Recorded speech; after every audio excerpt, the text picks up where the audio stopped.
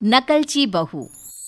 विमला की बहू निशा वैसे तो खूब होशियार थी, पर उसे सबकी नकल करना बहुत पसंद था। वो जिस किसी से भी मिलती उसी की नकल करने लगती थी। विमला और निशा का पति संतोष उसकी इस आदत से बहुत परेशान थे। विमला अपनी बहू को हरदम समझाती थी कि ये नकल करने की आदत एक दिन तुम्हें महंगी पड़ेगी, पर निशा कहाँ सुनती थी। वो तो टस से मस नहीं होती थी।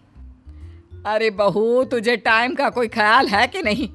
मेरी चाय ला रही है या फिर बाहर से मंगवा लूं? सासू माँ, आज से आपको सिर्फ एक टाइम चाय मिलेगी। आपकी सेहत के लिए चाय ठीक नहीं है। हैं? क्या कहा तूने? अरे अब ये किसकी नकल करके सीख आई है तू? अरे सासू माँ, वो नाटक है ना, उसका पति सिर्फ मेरा है। उसमें बहू अपनी सास को एक टाइम ही चाय देती है ताकि सास तंदुरुस्त रहे। अरे वो इसलिए क्योंकि उसे बीपी की बीमारी है, मुझे थोड़ी ना कोई बीमारी है। फिर मुझे एक टाइम चाय क्यों? देखिए, मैं एक आदर्श बहू हूँ, इसलिए जैसे उस नाटक की बहू है वैसे ही मैं रहूंगी। विमला अपनी बहू की बात सुन के माथा पीटने लगती है। तभी संतोष भी वहां जाता है। अपनी माँ को परेशान देख के वो चिंतित हो जाता है। अरे माँ, क्या हुआ? इतनी दुखी क्यों हो? अरे बेटा, तू ये सब जाने दे।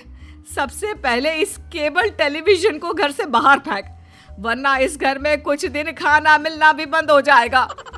अरे माँ, पर हुआ क्या है, कुछ बताओगी भी?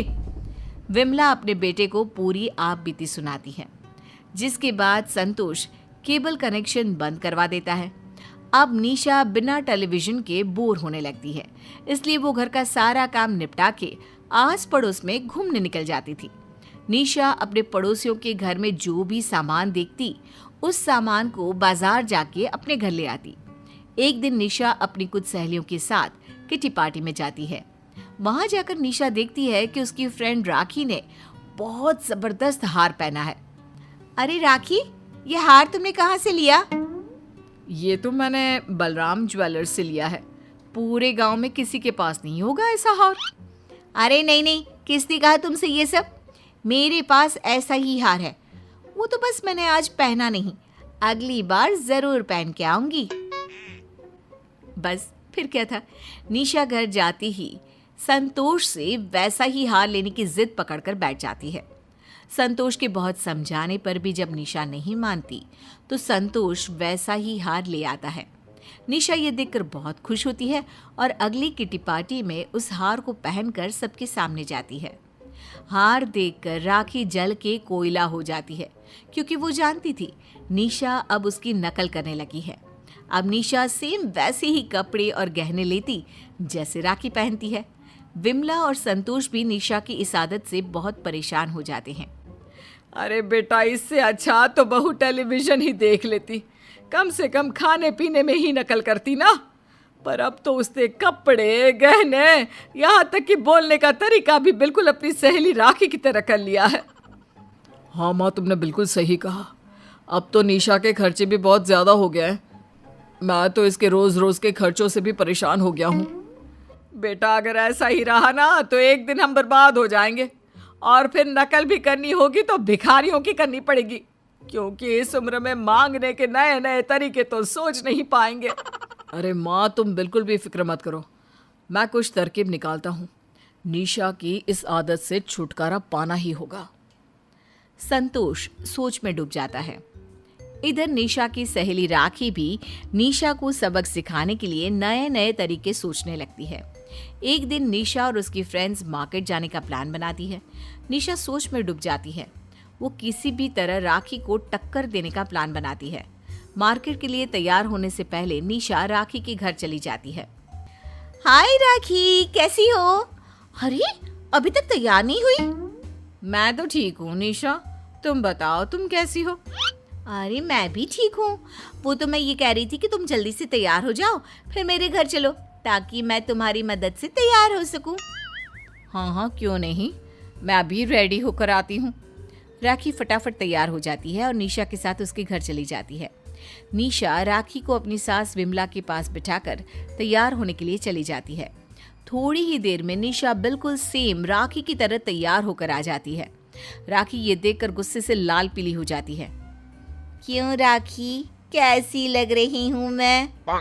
क्या बताऊं निशा, बुराई तो नहीं कर सकती क्योंकि तुमने तो चप्पल भी सेम मेरी चप्पल की जैसी पहनी है। वैसे जब तुम खुद ही तैयार हो सकती थी तो मुझे क्यों बुलाया था? अरे वो तुम सासू माँ से बात करने में बिजी हो गई थी, इसलिए मैं खुद ही तैयार हो गई। तभी निशा की बाकी की सहेलियां भी वहां आ जाती हैं और सब मार्केट के लिए निकल जाती हैं। राखी निशा को सबक सिखाने की योजना बना लेती है। वो जैसे ही मार्केट पहुंचती है वैसे ही राखी एक दुकान से सामान चुराकर निशा की बैग में डाल देती है। दुकानदार चोरी होते हुए देख लेता है पर वो राखी की शक्ल नहीं देख पाता। कपड़ों की पहचान करके दुकानदार राखी और निशा दोनों को रोक लेता है और चोरी का इल्जाम लगा देता है। अरे भाई, ऐसे कैसे इल्जाम लगा रहे हो? तलाशी ले लो हमारी। हाँ भाई, इस तरह चोरी का इल्जाम लगाना भला तुम्हें शोभा देता है क्या? इतना तो मैं जानता हूँ कि चोर तुम दोनों में से कोई एक ही है। अभी तलाशी लेने के बाद ये पता चल जाएगा कि आखिरकार तुम दोनों जुड़वा बहनों में से चोर है कौन। दुकानदार दोनों की तलाशी लेता है और उसे चोरी का सामान निशा के बैग से मिलता है। निशा ये देखकर हैरान रह जाती है और सोचने लगती है कि ये किसने किया होगा। दुकानदार निशा को बहुत बुरा भला कहता है। वो रोते हुए घर के लिए निकल जाती है। तब रास्ते में राखी उसे पूरी बात बताती है। राखी की बात सुनकर निशा दंग रह जाती है। वो राखी से ये सब करने की वजह पूछती है पर राखी उसकी किसी भी बात का जवाब नहीं देती।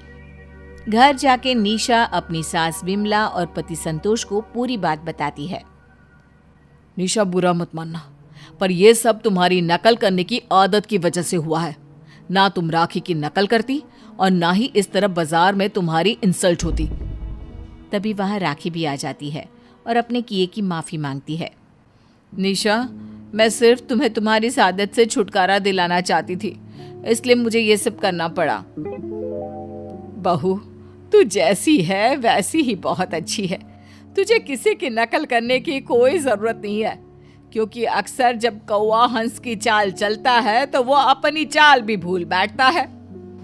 निशा को अपनी गलती का एहसास हो जाता है। वो सबसे अपने किए की माफ़ी मांगती है और उसके बाद से वो अपनी नकल करने की आदत छोड़ देती है।